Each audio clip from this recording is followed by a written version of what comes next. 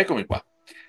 Ciao Fausto, buongiorno e grazie per il Buongiorno, tempo che ci dedicherai. Sono in buon- compagnia del professor Fausto Bersani-Greggio, che è un fisico, ma oltretutto è un membro del comitato scientifico di ISDE Italia, che è un'organizzazione estremamente importante e attiva sul fronte del problema di cui Fausto ci parlerà. Ma siccome il problema è pesante, importante e le argomentazioni che Fausto può esporre sono molto intense, io, eh, come normalmente non faccio, non lo interromperò. Quindi, Fausto, ti lascio la parola. Allora, intanto grazie Carlo, saluto tutti ovviamente quelli che si collegano. Io direi questo.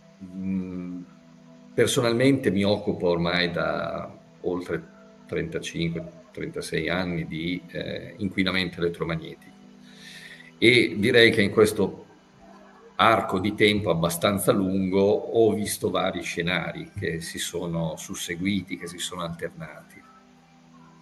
Ma in particolare mi vorrei focalizzare su quello degli ultimi 10-15 anni, perché praticamente dal 2011-2012 in poi noi abbiamo assistito ad una progressiva erosione del principio di precauzione.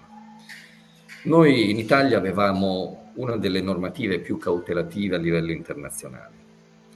Avevamo come riferimento un valore, che sarà uno dei pochi valori numerici che darò per non annoiare le persone, però bisogna darlo perché è un punto di riferimento e riguarda l'esposizione della popolazione, il cosiddetto valore di attenzione che nella nostra precedente normativa, cioè antecedente a questo periodo 2011-2012, come vi dicevo, da cui è partito tutto un progressivo peggioramento, questo valore si attestava a 6 volt su metro come media nell'arco di 6 minuti. In qualunque intervallo di 6 minuti durante la giornata, la media non doveva superare il valore di 6 volt su metro per quello che riguarda il campo elettrico. Qui parliamo di radiofrequenze, microonde, quindi siamo nel campo delle telecomunicazioni.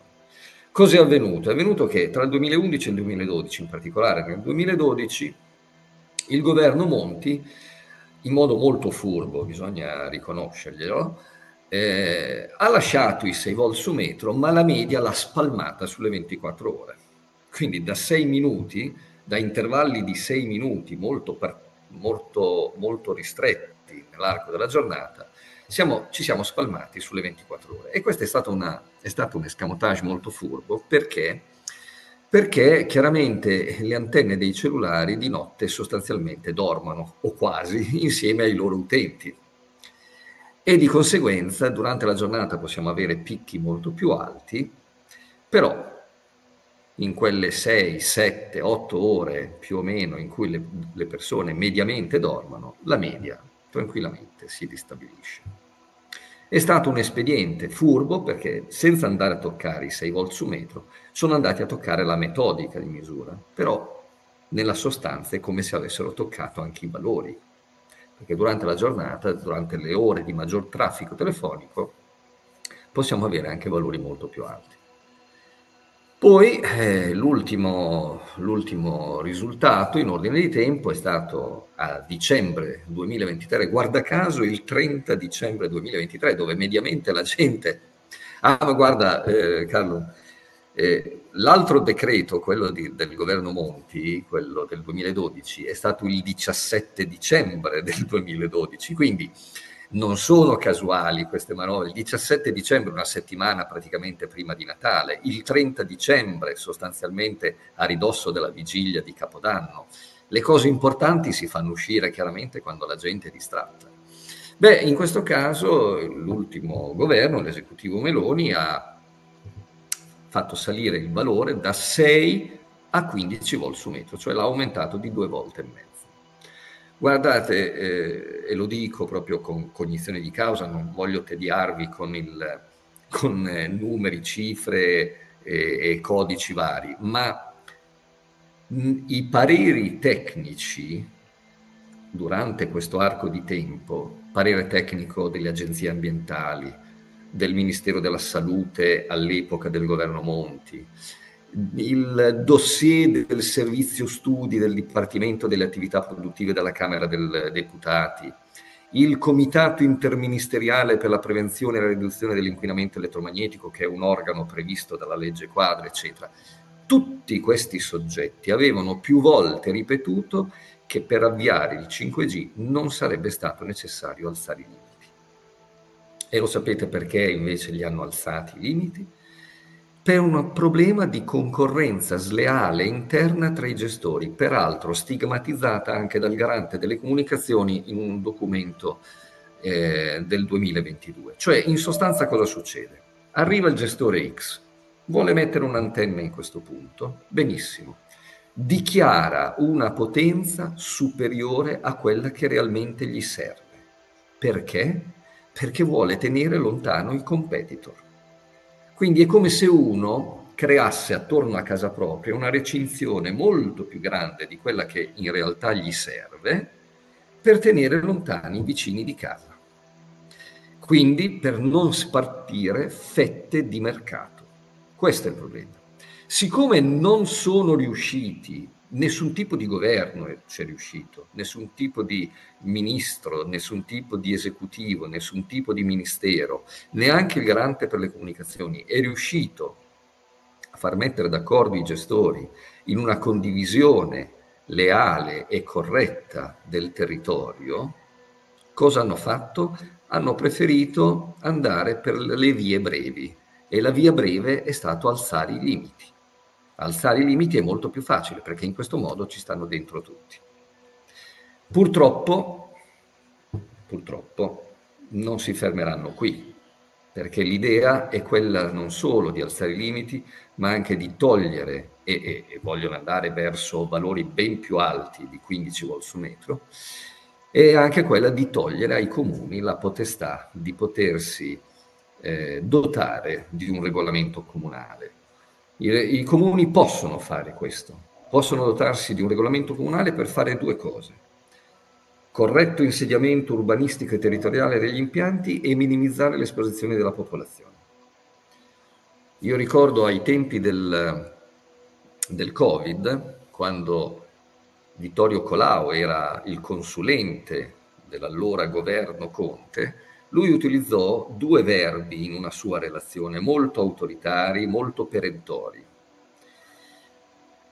Adeguare i limiti italiani a quelli di altri paesi europei, per inciso 61 volt su metro, e eliminare ogni forma di opposizione locale se i protocolli nazionali sono rispettati. Quindi vuol dire eliminare la possibilità che i comuni si dotino di un regolamento. Questo è lo scenario nel quale ci stiamo muovendo. Dopodiché uno potrebbe chiedere: bene, ma ci sono evidenze scientifiche sul fatto che questo tipo di radiazioni possono essere dannose alla salute? Le evidenze ci sono. La domanda che volevo farti, pensa un po', alle Guarda, facoltà telepatiche mi hai letto nel pensiero. purtroppo le evidenze ci sono. Allora, nel 2011 la IARC, l'Agenzia Internazionale per la Ricerca sul Cancro, classifica queste frequenze come possibili cancerogeno per l'uomo. Perché non sono andate al livello più alto? Dopo possibili c'è probabile e dopo probabile c'è cancerogeno certo. Perché non sono arrivati al livello di probabile? Perché mancavano studi su animali.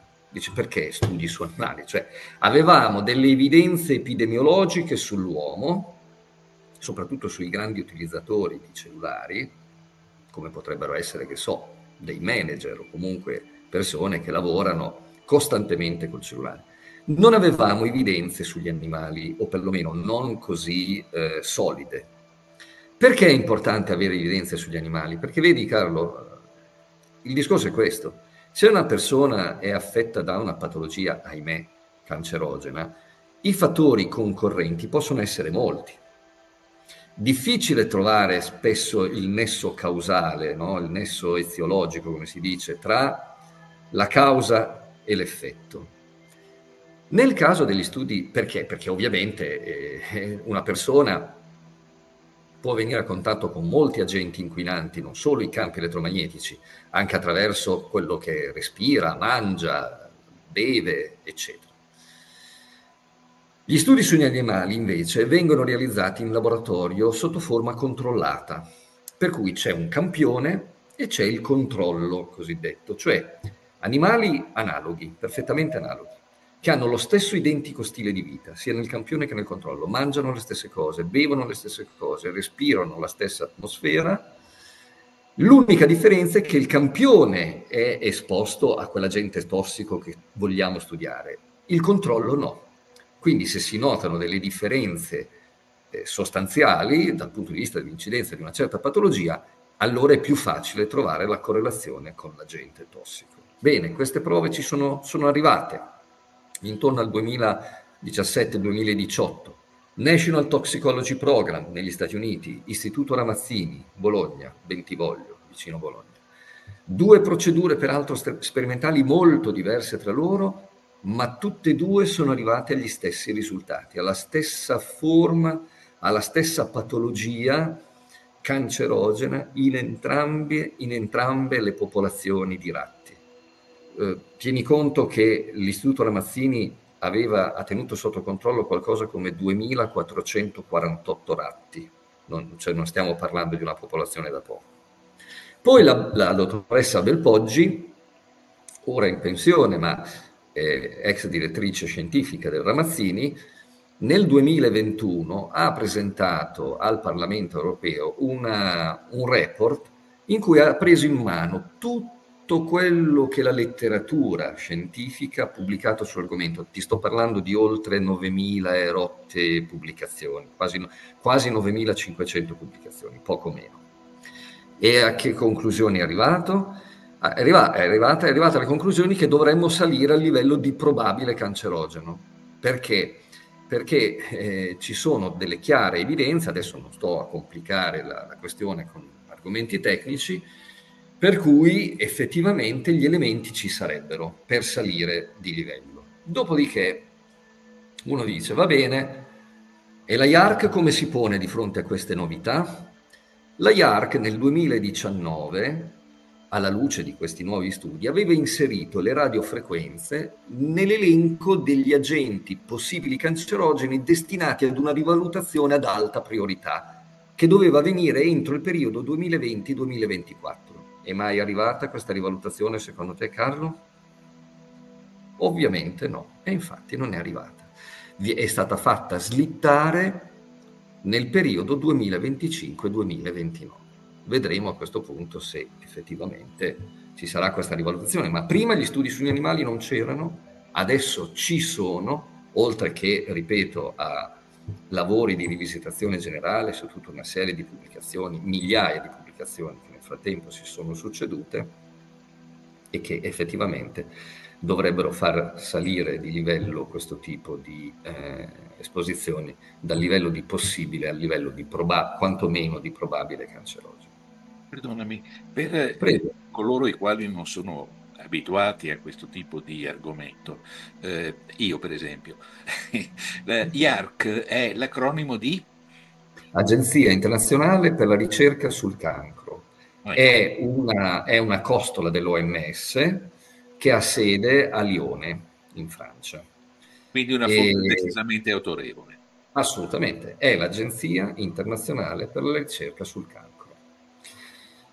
Poi, se qualcuno, non so, a settembre 2024, settembre scorso, ha visto alcune pubblicazioni su alcuni giornali, è venuto fuori un lavoro da parte di un'agenzia australiana, la ARPANSA, l'acronimo, che sarebbe l'Agenzia di Protezione delle Radiazioni e per la Sicurezza Nucleare, che è australiana, la quale, titoli cubitali sulla stampa, è stata, pare, commissionata dall'OMS e se n'è uscito con un articolo gigantesco: l'OMS non rileva alcun collegamento tra l'uso del telefono cellulare e il cancro al cervello.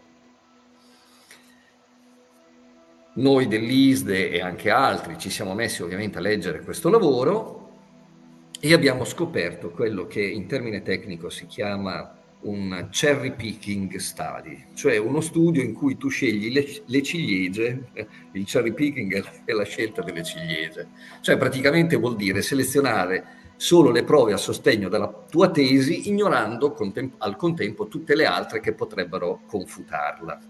Praticamente sai cosa hanno fatto questi signori? Hanno hanno preso in considerazione solo quegli hanno, o per meglio dire, facciamo un passo indietro, hanno escluso tutti gli studi in vitro e in vivo, cioè hanno eliminato tutti gli studi sperimentali in vitro sulle colture cellulari e in vivo sugli animali. Hanno tenuto solo dati epidemiologici. Poi, tra l'altro, selezionati con i loro criteri, perché tra l'altro, sai cosa ha detto il dottor Caripidis, che è uno dei portavoce di questo gruppo? Ha detto, tra l'altro abbiamo trovato qualcosa che era in linea con le nostre ricerche precedenti. Mi sono andato a guardare le loro ricerche precedenti, ovviamente da buon uomo di scienza, e me le sono andate a guardare. Sai che cosa avevano fatto? Avevano in queste famose ricerche precedenti, coerenti con queste ultime, a sentir loro, avevano preso dei campioni in tutta l'Australia di soggetti di età compresa tra i 20 e i 59 anni, cioè avevano escluso praticamente tutti gli over 59. Ora, per chi si occupa di tossicologia, di patologie cancerogene, eccetera, sa benissimo che sono proprio gli over 60 quelli che costituiscono la fetta principale, purtroppo, dei soggetti affetti da patologie cancerogene. Sono andato a guardare, per esempio, la Società Italiana e Americana di Neurochirurgia, ad esempio, nel periodo 2005-2009 aveva riportato che l'età media dei pazienti deceduti per cancro al cervello e anche ad altre aree del sistema nervoso era di 64 anni. Nel Regno Unito è stata fatta una ricerca sul glioblastoma, che è uno dei tumori più aggressivi e più maligni, diciamo a livello del cervello, e più che raddoppiata l'incidenza di queste patologie cancerogene in Inghilterra tra il 95 e il 2015. Non solo, ma in questo lavoro di questo ricercatore che si chiama Phillips, è emerso che ignorare gli over 59 significa eliminare, attenzione bene, il 63% di tutti i casi in Inghilterra. Ignorare gli over 59, lo ripeto, significa eliminare il 63% di tutti i casi di glioblastoma in Inghilterra. Allora te capisci che il signor Caripidis e soci dell'Arpansa, quando hanno detto questi nostri studi sono in linea con quelli precedenti, è proprio il caso classico di un cherry picking study, cioè di uno studio dove tu selezioni solo quello che è favorevole a sostenere la tua tesi. È il classico errore sistematico, che noi chiamiamo errore, un bias cognitivo sistematico, come noi chiamiamo anche in fisica, e cioè una distorsione dei dati e di conseguenza delle conclusioni perché parti da un errore assolutamente sistematico. C'è da chiedersi, semmai, ecco, il dubbio che mi viene e che francamente non abbiamo risolto è questo: perché mai l'OMS abbia commissionato a questa agenzia australiana questo lavoro? Avrebbe dovuto eventualmente commissionarlo allo IARC, che era già a partire dal 2011 coinvolta in questo tipo di ricerca. Francamente non sappiamo perché l'OMS abbia commissionato questo lavoro all'Arpansa. È un mistero. Però rimane un dato di fatto che purtroppo la IARC doveva entro il 2024 procedere a questa rivalutazione ad alta priorità, che di fatto non è mai avvenuta e anzi l'ha fatta slittare al 2025-2029. È un atteggiamento che non promette nulla di buono, insomma, da questo punto di vista, nonostante, ripeto, gli studi sugli animali siano arrivati, servivano e sono arrivati. Adesso purtroppo stiamo arrivando in chiusura di questa nostra chiacchierata. che mi lascia veramente tanto perplesso, anche perché ho 69 anni, quindi mi sento molto coinvolto. Il Io mio telefono 63, è a anch'io mi qualche sento metro. molto coinvolto. E vorrei chiederti ancora una cosa. Due. La prima, se prossimamente possiamo dare seguito a questa intervista con una successiva, nella quale ti aggiornerai fra qualche tempo, quando lo riterrai opportuno, con gli sviluppi. La seconda, più immediata, cosa possiamo fare per proteggerci, se c'è qualcosa? Allora, alla prima domanda rispondo immediatamente di sì, chiaro. Alla seconda domanda, allora, i criteri di difesa, chiamiamoli proprio di difesa personale, perché sono di due ordini sostanzialmente. Il primo riguarda proprio l'amministrazione delle nostre città, quindi spingere perché i sindaci si dotino di quello che la legge gli consente, perché non è un fuoricampo. La legge consente ancora, almeno fino a quando lo consentirà, consente ai comuni di dotarsi di un regolamento per minimizzare le esposizioni. Un regolamento non è una cosa che si faccia mettendosi davanti a un computer, a un foglio di Word, scrivendo una quindicina di articoli. Richiede un'istruttoria tecnico-scientifica prolungata, attenta, approfondita. Ovviamente deve essere fatta a livello professionale, altamente professionale. Per quello che riguarda invece, diciamo, la buona pratica, le buone norme personali, beh, guardate, il cellulare, io non sono uno che demonizza la tecnologia, figuriamoci, noi in questo momento ci stiamo parlando grazie alla tecnologia e se non ci fosse stato probabilmente queste cose io non sarei neanche riuscito a dirle. E il cellulare va usato con intelligenza.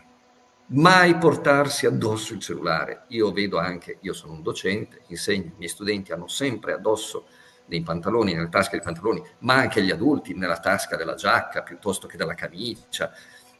Il cellulare non va indossato, non è un vestito, perché il cellulare, anche se non è in piena azione, per cui trasmette, riceve, eccetera, è sempre in attività perché intanto dialoga periodicamente con il proprio gestore e poi è soggetto ad aggiornamenti. Se tu metti uno strumento di misura vicino al cellulare, tu vedi, anche quando il cellulare è in stand-by, che non è zero costantemente, primo. Poi quando lo usiamo, usiamolo con accorgimenti. Accorgimenti vuol dire cerchiamo di privilegiare l'uso distante dal nostro corpo, per esempio in viva voce. È un consiglio banale, semplicissimo, però io vi e ti assicuro, perché sono misure che ho svolto quando all'epoca, diversi anni fa, collaboravo con un centro all'Università di Urbino, che era diretto dal professor Grianti, col quale ho fatto dei grandissimi, lunghissimi periodi di monitoraggio. Ti assicuro che trattenere il cellulare attaccato così e allontanarlo, ma anche di pochi centimetri, avere degli abbattimenti a dir poco, dal 50 al 70%, non ci vuole niente. Quindi già questo significa molto. Guardate che ultimamente, ne parlavo tra l'altro anche poco tempo fa con la dottoressa Belpoggi, stanno venendo fuori certe patologie cancerogene a carico di certe strutture, tendine, ossee, eccetera, un po' particolari, degli schwannomi, che tra l'altro è un nome un po' particolare perché è un tumore molto raro, che hanno visto a Ramazzini, sui ratti del Ramazzini, e hanno visto al National Toxicology Program gli stessi schwannomi, che sono dei tumori della guaina mielinica del tessuto nervoso, e questi schwannomi adesso li stanno vedendo anche a carico del muscolo della coscia, ad esempio, in corrispondenza, guarda caso, della tasca dove uno normalmente ci infila il cellulare, piuttosto che magari qui nel braccio, sai, le persone che vanno a fare jogging e che si mettono il cellulare in queste fascette che sono dedicate appunto a questa funzione e che adesso invece hanno sempre con maggiore frequenza rilevato la presenza di queste rare forme tumorali, ad esempio, per non parlare poi degli organi genitali, eccetera, che sono particolarmente esposti. Quindi l'uso del cellulare ovviamente a distanza, in viva voce. Allora, questo è importantissimo anche perché riguarda personalmente ognuno di noi e ti Un'altra cosa, ringrazio. scusa, Ti un'altra prego. cosa che mi viene in mente, scusa se ti interrompo, per esempio, chi ha il wifi di notte spegnerlo, molto semplicemente, perché di notte avvengono tutta una serie di reazioni all'interno del nostro, biofisiche, all'interno del nostro corpo, sulle quali adesso non sto ad entrare, che possono subire delle interferenze. Il wifi, anche se non è direttamente coinvolto, esattamente come il cellulare, mantiene delle attività anche nella fase in cui è, tra virgolette, inattivo. Spegnerlo vuol dire eliminare ogni forma di interferenza indoor, cioè all'interno delle nostre abitazioni, durante la fase più importante della giornata, cioè durante la fase del sonno. Perché durante la fase del sonno il nostro organismo ripara, o quantomeno cerca di riparare, i danni del giorno, guarda caso. Sì. Quindi altro accorgimento questo. Fausto, grazie infinite. Io Grazie a te. rivolgo questo invito a tutti i nostri ascoltatori, quello di seguire ciò che Fausto ti ha voluto dire. È importante per la salute nostra, dei nostri successori, anche perché è assolutamente vero il fatto che oggi siamo a 15 volt metro, il resto d'Europa è a 60 o 61, quindi Sì. lì ci vogliono portare, noi dobbiamo opporci strenuamente. Ti chiederemo altro aiuto, Fausto, e grazie Ne per il lavoro che riparleremo. stai facendo in questa direzione. Grazie e complimenti a te e a tutti i tuoi collaboratori. Grazie. Ti auguro tutto il bene possibile e ti saluto con un a risentirci a presto. Ciao, A Fausto. presto. Ciao.